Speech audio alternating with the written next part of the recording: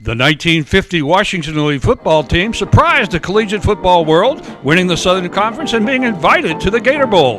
The team captains were number 37, Don Ferguson, and number 44, Joe McCutcheon. Let's visit with Don Ferguson. Oh, it's just part of it. I didn't know just how well I was going to be able to, whether I could even make the team, but I was struck by Gil Bossetti and his athletic ability and leadership.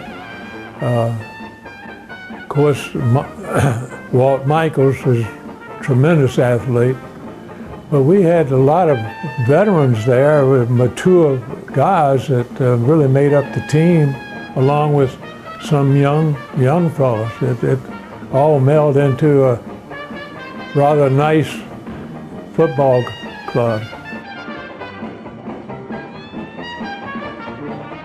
It was a complete surprise to everybody, including Washington Lee Athletic Department, and I mean, I don't think it was but, 4 or 5 bowls at that time. Lee Booth, the inimitable Washington and Lee publicist, wrote a poem about the day. I want to be in Florida for that Gator Bowl guarantee where minks will congregate and George can celebrate. I want to be at Ponte with the cranes on New Year's Day, where even gloomy Carl Wise can be gay. I want to be with Captain Dick and throw his dimes away. We'll have that Christmas cheer, and the alumni will furnish the lager. Gotta hear our plea. Take a chance on W&L. I want to be in Florida. It's the Gator Bowl for me. The Generals will receive the opening kickoff, gathering around Coach Barkley. The Cowboys on the other side are ready to kick the ball off. The Cowboys undefeated at 9-0 coming into the game. The Generals stand 8-2, but 6-0 in Southern Conference play.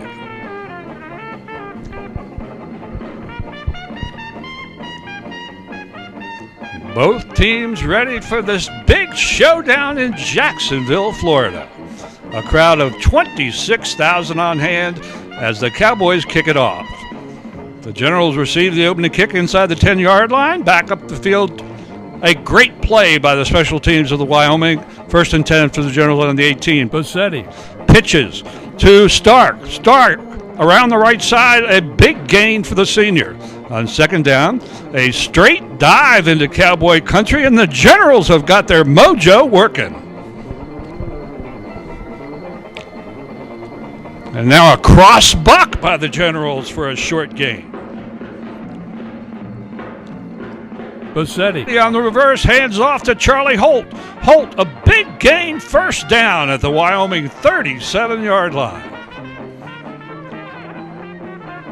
Long count by Bossetti. Handoff on the dive to Holt. Holt straight up the middle, but the ball bounds free. It's loose, and the Cowboys have recovered the turnover by the Generals. From the single wing, boom, boom, Tam Boom fires a pass complete, but look at this fumble. It picks up 3 yards for Wyoming. Again from the single wing, Tam Boom straight up the middle, a short gain. Tam Boom again drops back to pass, looks downfield, fires outside. What a catch by the Cowboy receiver despite great coverage by the Generals. Now Tam Boom brings it back the other way to the near side. It'll be 1st and goal for the Cowboys inside the Generals 10. Missing middle linebacker Walt Michaels today. Handoff off the right side. The Generals make a big stuff. Again, the Cowboys try to go to the left side. Incomplete pass in the end zone. The Generals, will they pick a goal line stand here? 3rd down. And they sack Tam Boom. Now it's 4th down. And the Generals, are they going to make the goal line stand? Yes, they do, and the ball goes over the Generals, but they'll kick it out of the end zone into a fierce win. The short kick rolls dead at about the 35-yard line, where it'll be 1st down and 10. Tam Boom, a great passer, drops back. Now he's going to run with the ball, and he's scurries down inside the 20-yard line. A straight dive by the Cowboys down close to the 10. The Cowboys taking advantage of the Generals' fumble on the drive. Handoff off the left side, about the 5-yard pickup on the play, and that's the end of the first quarter. No score at the end of the first quarter of play. And the officials conferring at the other end, wondering why they weren't wearing hats. Again, from the single wing, Tam Boom rolls to his right, looks back, fires across the field, touchdown Wyoming. So Wyoming on the scoreboard first. Happy Cowboy fans, they're just happy to be out of the snow. Wyoming lining up for the extra point. Notice the straight-on kicker. Snap, set, kick is up. And the kick is wide left, so the score will stay 6-0. Although that young Wyoming cheerleader, she again is just, 7-0. That kick was good. So the Cowboys kick it off. This time a shorter kick taken by the Generals. Up the middle of the field, it'll be good field position this time around for Washington Lee outside its own 30. Bossetti Rolls to the right. Fires downfield, double coverage, and the ball knocked loose from the Generals receiver. Pitch to the trailing back, turning the left side, going downfield, and the Generals continue to move the rock against the Cowboys. First down at midfield. Bossetti drops to pass, fires across, intercepted, the second turnover of the day for Washington and Lee, and the Cowboys in good field position. And to Tam Boom, he's going to roll right, look to throw the ball downfield, and a great catch by the Cowboy receiver. First and 10, again Tam Boom, this time straight ahead on the keeper. No, he hands it off on the reverse. Oh, what a tricky ball handling day. Looked like Gil Bossetti right there. But a big walk-off against the Cowboys, a 15-yard penalty. That backs them up into their own territory. Again, Tam Boom drops to throw. He heaves it down to the center field. Wide open receiver. Great catch. So again, the Cowboys on the move. Tam Boom fires it to the outside, complete inside the Generals' 10-yard line. It'll be just shy of first down yardage. So the officials indicating that they're there. Handoff off the right side, a short gain as the Generals' defense comes up big on first down inside the 10. Second down now, and the Cowboys going to call timeout to talk about it. No, actually, we get a 5-yard penalty against the Cowboys for delay of game.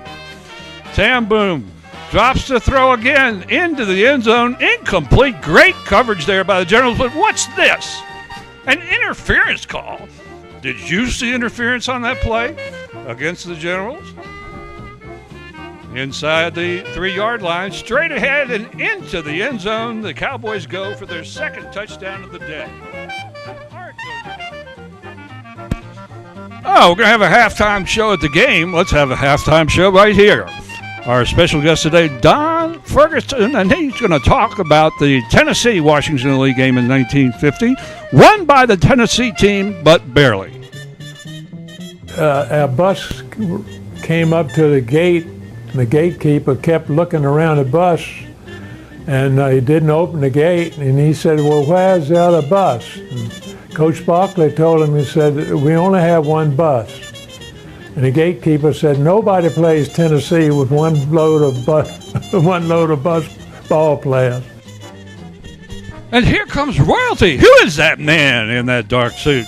Well, ladies and gentlemen, that's senior Steve Miles Jr. of Louisville, Kentucky. The senior from Washington Lee was nominated and elected as the Prince Consort of the Gator Bowl Court. He also played hoops at Washington Lee, and he was on the Board of Trustees from 1988 to 1998, and he was also the rector for a while. So there's young 5-star General Steve Miles. The fathers of Don Ferguson and 3 of his teammates were known as the 4 coaches. Let's let Don Ferguson tell us why. Well, Joe McCutcheon, John Kay, Jim Stark, and my dad, all 4 dads showed up to every game all 4 years that we were out, other than one of the fathers missed one game. And I don't know what reason that was, but every time we came up in a bus or train or plane very rarely, we didn't use it much, but they were always there at the game. And I think it really meant a lot to the guys on the team. We all know that Washington and Lee is the University of Virginia. Forever, the University of Virginia has not cared for the Virginia Wahoos.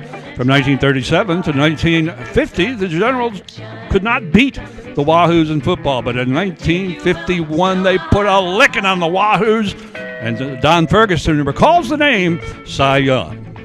Cy Young was responsible for that. I remember when we took a train up to play University of Pennsylvania, we took the train through Charlottesville, and Cy Young, he went down and said, "Hey, pull all these shades down on the train. I don't want to look at anything over there in Charlottesville." And the Generals take the second half kickoff. Up the middle of the field comes the returner. Good field position for the blue and white. Bossetti pitches to the trailing back. Abrams, he turns to the corner on the right side. He's got a big gain. He's got a first down and more for Washington and Lee.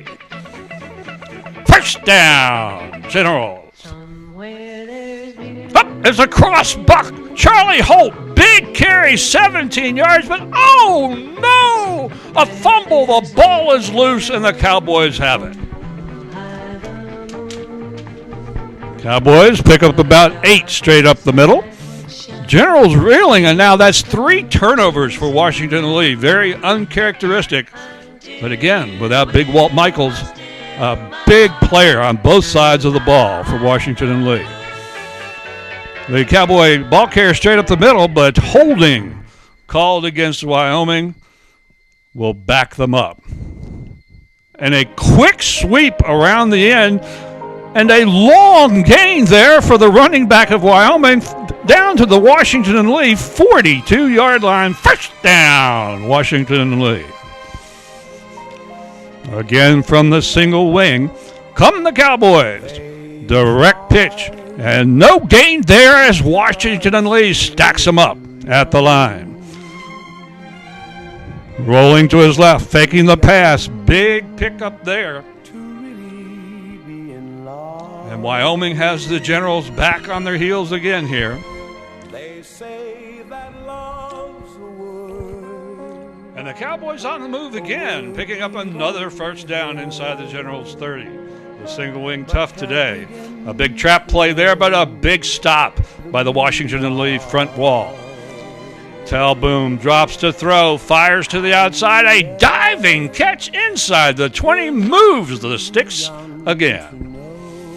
Handoff straight up the middle. The Generals looking outside, and that'll be the 3rd touchdown of the day as John Melton scampers 15 yards into the end zone for Wyoming, now leading 19-0 pending the conversion. A little extracurricular activity there will result in a 1.5-yard penalty against the Generals. There's the snap, the set, the kick is up, and the kick is good. And the Cowboys lead it 20-0. Generals trying to move from deep inside their own territory, unable to move the chains, and Washington Lee will kick it away. The punt taken on the fly by the Cowboys.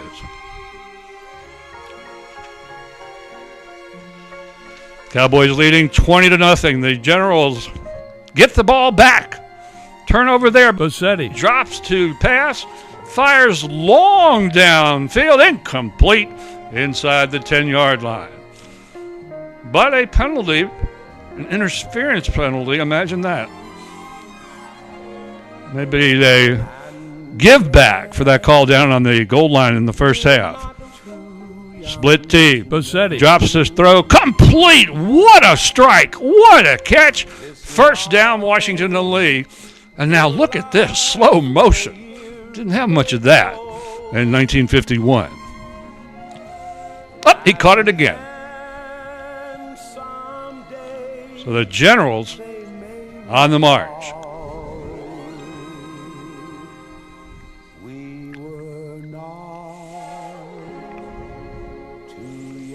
Washington lead with the first down, trying to put some points on the board. And the Generals on the move. A sweep around in puts the ball down inside the 5-yard line. First down, Generals hand off the right side, nothing there. Generals knocking on the door. Second down, pitch, sweep, right side, nothing there. So now the Generals facing 3rd and goal at the 3. Bassetti hands off. No, he keeps it and into the end zone he goes, and the Generals are on the board. It's 20-6. Coach George Barkley, it's a long day for he and his Generals. 20-6, Wyoming. 20-7, Wyoming wins the game as Harry Brewer adds the extra point. Let's ask Don Ferguson what he remembers. What's a big story he remembers about the Gator Bowl? But the real big story about the bowl, we were sure that we were going to get wristwatches, and lo and behold, we had a banquet and they handed out us alligator wallets. So we were picking out our wallets and asking us what time was it.